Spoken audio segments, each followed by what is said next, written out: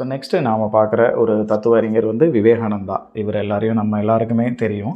So இவர் எதற்காக இந்த உலகமெங்கும் அறியப்பட்டார் அப்படின்னா, வேதாந்தம், அதுக்கப்புறம் ஹிந்துயிசம். ஸோ இது 2யும் உலகம் முழுவதும் கொண்டு போய் சேர்க்கறதுக்காக இவர் வந்து இவருடைய நிறைய உரைகள்லாம் இருந்திருக்கு. ஸோ இவருடைய குரு ராமகிருஷ்ணா பரமஹம்சர் நம்ம எல்லாருக்கும் தெரியும். ஸோ இவருடைய ஃபேமஸ் ஸ்பீச்சு, சிகாகோ ஸ்பீச் வந்து 1893 September 11 world parliament of religions அங்கே வந்து இவருடைய ஸ்பீச் வந்து பேசியிருக்கிறாரு. அது ஒரு சிறப்பான ஸ்பீச் நம்ம எல்லாருக்கும் தெரியும். ஸோ இவருடைய எஜுகேஷ்னல் தாட்ஸ் என்ன இருக்குது அப்படின்னா, இவர் எப்படிப்பட்டவரோ, ஒரு துறவியா, வீரத்துறவி அப்படின்லாம் நம்ம சொல்லுவோம். இவர் எப்படிப்பட்டவராக இருந்தாரோ அதே மாதிரியே எல்லாருக்கிட்டேயும் மனிதர்கள்கிட்ட அந்த குணங்கள்லாம் வளரணும் அப்படிங்கிறது இவருடைய கருத்தாக இருந்துச்சு. கல்வியோட அடிப்படையாகவும் அதுதான் இருக்கணுங்கிறத சொன்னார். ஸோ மனிதர்களிடம் ஏற்கனவே இருக்கக்கூடிய உள்ளார்ந்த ஆற்றலை வெளிக்கொணர்வதே கல்வி அப்படின்னாரு. Education is the manifestation of the perfection already in man அப்படிங்கிறாரு. அதாவது ஏற்கனவே எல்லா மனிதர்கள்கிட்டையும் ஆற்றல் இருக்குது, அதை வெளிக்கொணர்வது தான் கல்வி அப்படிங்கிறத சொன்னார். அதுக்கப்புறம் கல்வி education must provide life building, man making, character making, assimilation of ideas to produce and integrated person. ஒரு ஒருங்கிணைந்த அளவில் இருக்கக்கூடிய ஒரு நபராக, ஒட்டுமொத்த மனிதனாக, எல்லா ஆல்ரவுண்ட் அதை டெவலப் பண்ண ஹியூமனாக நம்ம இருக்கணும் அப்படின்னா அதுக்கு வந்து வாழ்க்கையை அந்த மனிதனுக்கு நல்லா கற்றுக் கொடுக்கணும். ஒரு நல்ல மனிதனை உருவாக்குறது, ஒரு நல்ல குணநலன்களை உருவாக்குறதா இந்த கல்வி வந்து அமையணும் அப்படிங்கிறத சொல்லிடுறாரு. அடுத்தது மனிதனோட அனைத்து அம்சங்களையும் மேம்படுத்தி வாழ்நாள் முழுவதும் மனிதருக்கு கற்றுக்கொள்ள வேண்டியது தான் கல்வி அப்படிங்கிற தத்துவமும் இவர் விவேகானந்தா வந்து சொல்கிறாரு. அதுக்கப்புறம் கல்வி அப்படிங்கிறது வந்து மனதை ஒருநிலைப்படுத்துறது, கருத்துக்களை சேகரிக்கிறது மட்டும் கிடையாது அப்படின்றாரு. Concentration of mind, not the collecting of facts. வெறுமனே நிறைய நான் நாலேஜ் இன்ஃபர்மேஷனாக சேர்த்துக்கிட்டு இருக்கேங்கிறது கிடையாது. கருத்தை வந்து சேகரிக்கிறது மட்டும் இல்லாமல் மனசை ஒருநிலைப்படுத்தி கற்றுக்கணும். ஏன்னா இந்த விஷயத்தில் விவேகானந்தர் நல்லா அவங்க எல்லாருக்குமே தெரியும். ஸோ இதில் ஆன்மீகம் தொடர்பானதில். அதுக்கப்புறம் கவனச்சிதறல் ஏற்படாமல் மனதை ஒருங்கிணைக்க வந்து குழந்தைகளுக்கு வந்து பயிற்சி கொடுக்க வேண்டும். ஸ்பிரிச்சுவாலிட்டி ரொம்ப முக்கியம் அப்படிங்கிறதெல்லாம் இவருடைய கருத்தாக வந்து இருந்திருக்கு. அடுத்து நாம் பார்க்க போகிற ஒரு தத்துவ அறிஞர் வந்து ஜே கிருஷ்ணமூர்த்தி. சரிங்களா? இவர் வந்து ஜிட்டு கிருஷ்ணமூர்த்தின்னு சொல்லுவாங்க, ஜேகேன்னு சொல்லுவாங்க, கிருஷ்ணாஜி அப்படின்னு சொல்லுவாங்க. இவர் ஆந்திராவில் இருக்கக்கூடிய மதனப்பள்ளியில் பிறந்தவர். அதுக்கப்புறம் அன்னி பெசன்ட் அம்மையார் என்ன பண்ணியிருக்காங்க அப்படின்னா, இவர் எடுத்து வளர்க்குறாங்க. அன்னி பெசன்ட் அம்மையாரும் சார்லஸ் வெப்ஸ்டரும் என்ன பண்ணுறாங்கன்னா அடாப்ட் பண்ணி இவரை வந்து வளர்க்குறாங்க. இவர் யூரோப் கண்ட்ரியில் வந்து கல்வி கற்றுக்கிட்டவர். அதனால் இவருடைய தத்துவங்கள் எல்லாமே ஐரோப்பிய தத்துவத்தை அடிப்படையாக வச்சதாக இருக்கும். சரிங்களா? இவர் வந்து தான் என்ன பண்ணியிருக்காரு அப்படின்னா, த வேர்ல்டு டீச்சர் அப்படின்னு இவரை வந்து எல்லோரும் கூப்பிட்டாங்க. இவர் வந்து நம்ம சென்னையில் இருக்கக்கூடிய தியோசபிக்கல் சொசைட்டி, அடையாறு ஏரியாவில் இருந்தது. அந்த தியோசபிக்கல் சொசைட்டியில் வந்து என்ன பண்ணியிருக்காரு அப்படின்னா, அங்கே தான் வளர்ந்து அவருடைய தத்துவங்கள் எல்லாத்தையும் வெளியே கொண்டு போய் சேர்த்துருக்கிறாரு.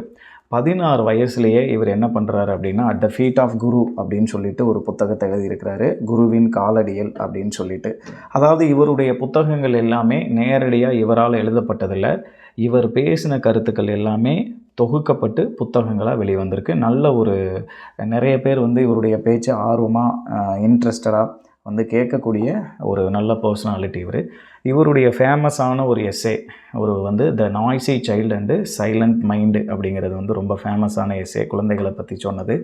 அதுக்கப்புறம் கல்வி அப்படிங்கிறத பற்றி இவர் சொல்லும் பொழுது, கற்றலில் சுதந்திரம் என்பது தன்னை சுற்றியுள்ள அனைத்தையும் எந்த விதமான கட்டுப்பாடும் அழுத்தமோ இல்லாமல் ஆராயும் திறனை பெற்றிருக்கணும். அந்த குழந்தைய வந்து ஃப்ரீடமாக விட்டுறணும்.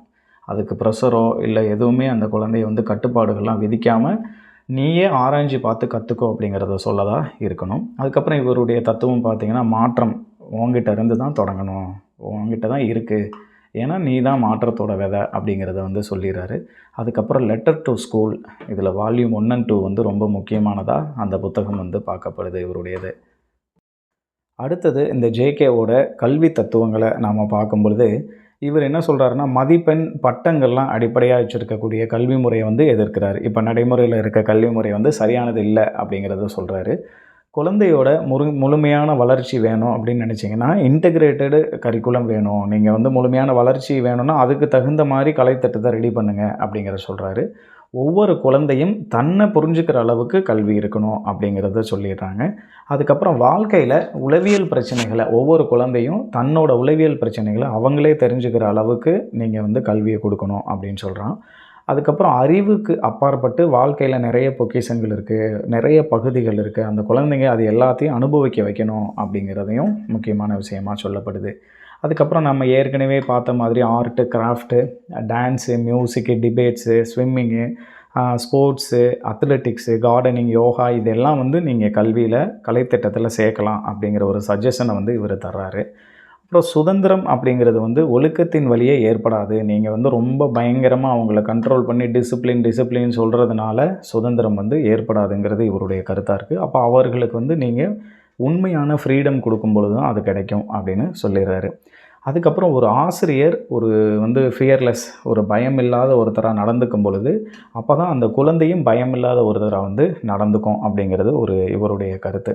அதே மாதிரி ஆசிரியர் என்ன பண்ணணும்னா குழந்தைய தனக்கு சமமாக ஈக்குவலான பார்ட்னராக வந்து நம்ம வந்து பாவிக்கப்படணும். சும்மா வந்து நீ எனக்கு அடிமை அப்படிங்கிற லெவல்லலாம் இருக்கக்கூடாது அப்படிங்கிற கருத்தாக இவருடையது இருக்குது. அதுக்கப்புறம் மாணவர்கள் நனவுநிலை அதாவது கான்சியஸ் மைண்டு அவங்களுக்கு கிடைக்கணும். ஒரு நல்ல சவுண்டு, நல்ல ஒரு நிலையான மனம் அவர்களுக்கு மைண்டு கிடைக்கிற அளவுக்கு நீங்கள் என்ன பண்ணணும் அப்படின்னா ஆசிரியர்கள் கல்வி வந்து இருக்கணும் அப்படிங்கிறத சொல்லிடுறாரு. இவருடைய தத்துவத்தை அடிப்படையாக வச்சு உலகம் ஃபுல்லாக 8 ஸ்கூல்ஸ் வந்து நடந்துக்கிட்டு இருக்குது. ஸோ இவருடைய கருத்துக்கள் எல்லாம் பார்த்திங்கன்னா யூரோப் கண்ட்ரி இந்த மாதிரியான அடிப்படையாக வச்சதாக இருக்கும். ஏன்னா அங்கெல்லாம் இவர் நிறைய படிச்சுட்டு ட்ராவல் பண்ணிட்டு வந்திருக்காரு. ஒரு நல்ல ஒரு மோட்டிவேஷ்னல் ஸ்பீக்கர் மாதிரி உலக தத்துவங்கள்லாம் எளிமையாக எடுத்து சொன்ன ஒருத்தர் வந்து ஜேகே. இதில் நாம் கடைசியாக பார்க்குற ஒரு தத்துவ அறிஞர் வந்து ஸ்ரீ அரபிந்தோ. இவர் வந்து நம்ம பாண்டிச்சேரி பக்கத்தில் அரவிந்தர் ஆசிரமம் அப்படின்னு சொல்லிட்டு ஒன்று இருக்குது. நம்ம ஆரோவில் அந்த ஏரியாலாம் நீங்கள் போனவங்க எல்லாருக்கும் தெரியும். ஸோ இவரை பற்றி பார்க்கும்பொழுது 7 வயசுலேயே இவர் என்ன பண்ணிடுறாரு அப்படின்னா இங்கிலாந்து போயிட்டு ஒரு 14 வருடங்கள் அங்கே கல்வி கற்றுக்கிட்டு வராரு. ஸோ அந்த ஆங்கிலேயர்கள் அந்த காலகட்டத்தில் இவர் வந்து நல்ல பயங்கர ப்ரில்லியண்ட்டாக இருந்து ஐசிஎஸ் எக்ஸாம் வந்து பாஸ் பண்ணிடுறார். அந்த அளவுக்கு வந்து இப்போ ஐஏஎஸ் எக்ஸாம் மாதிரி ஸோ அந்த சர்வீஸ் வந்து பாஸ் பண்ணிடுறாரு, சிவில் சர்வீஸ் இதை வந்துட்டு. அதுக்கப்புறம் என்ன பண்ணுறாரு அப்படின்னா கொஞ்ச நாள் அரசியலில் ஈடுபடுறாரு, சொந்தமாக ஜேர்னல்லாம் நடத்தி பார்க்குறாரு. அதுக்கப்புறம் 1904 என்ன பண்ணுறாரு அப்படின்னா தனக்கு தானே யோகா இதெல்லாம் செஞ்சு பார்த்து ஒரு ஆன்மீக அனுபவங்கள் அவருக்கு கிடைக்கிது. யோகாவை தானாகவே செய்ய ஆரம்பிச்சிடுறாரு இவர். அதன் வழியாக என்ன கிடைக்கிதுன்னா ஸ்பிரிச்சுவல் ஒரு ஆன்மீக அனுபவம் இவருக்கு வந்து கிடைக்கிது. அதுக்கப்புறம் 1910 என்ன பண்ணுறாரு அப்படின்னா இதை இன்னும் டெவலப் பண்ணணும்னு சொல்லிட்டு பாண்டிச்சேரிக்கு போகிறாரு. அங்கே பாண்டிச்சேரியில் போயிட்டு என்ன பண்ணுறாருன்னா அரபிந்தோ ஆசிரமம் அப்படிங்கிறத வந்து ஆரம்பிச்சிடுறாரு. இவர் உலகத்துக்கு என்னத்தை வந்து போதனை பண்ணி கொடுக்குறாரு அப்படின்னு பார்த்தோம்னா தரம், ஸ்பிரிச்சுவல் க்ரோத்து, ஆன்மீக வளர்ச்சி, பிரம்மச்சரியம், யோகா, எஜுகேஷ்னல் ஐடியாலஜி இதெல்லாம் வந்து இந்த பாண்டிச்சேரி அரவிந்தோ ஆசிரமத்தில் வந்து கற்றுக்கொள்ளப்படுது. ஸோ 1943 என்ன பண்ணுறாரு அப்படின்னா அந்த ஸ்கூல் வந்து ஃபஸ்ட்டு ஓப்பன் பண்ணப்படுது. அதுக்கப்புறம் 1952 Shri Aurobindo international centre of எஜுகேஷன்னு இது மாறுது. இதில் 3 நிலைகளில் கல்வி நிலையம் செயல்படுது. Nursery, middle and high school, அதுக்கப்புறம் அட்வான்ஸ்டு சென்டர் அப்படிங்கிற ஒரு 3 பகுதியாக இந்த அரவிந்தர் ஆசிரமத்தில் வந்து இன்டர்நேஷ்னல் சென்டர் வந்து நடந்துகிட்ருக்கு. அடுத்தது இவருடைய கல்வி தத்துவம் ஃபிலாசபி ஆஃப் எஜுகேஷன் என்ன சொல்லுது அப்படின்னா அரவிந்தரோட கூற்றுப்படி உண்மையான கல்வி அப்படிங்கிறது வந்து ஒரு சுதந்திரமான மற்றும் படைப்பாற்றல் மிக்க ஒரு தார்மீக அழகியல் உணர்வோடு வழங்குவதோடு இறுதியில் அவரது ஆன்மீக வளர்ச்சிக்கும் வழிவகுக்கணும் அப்படின்னு சொல்லிடுது. ஸோ இந்த பார்த்துக்கோங்க, காந்தியும் சொன்னார் ஆன்மீகம், விவேகானந்தரும் ஆன்மீகம் சொன்னார். ஸோ இவரும் ஆன்மீகம் சொல்லியிருக்கிறாரு. ஸோ ஸ்பிரிச்சுவல் அப்படிங்கிறத ஞாபகம் வச்சுக்கோங்க. அதுக்கப்புறம் இவருடைய தாய்மொழி வழி கல்வி ரொம்ப முக்கியம் அப்படிங்கிறத வந்து இவர் மையப்படுத்தி சொல்கிறாரு.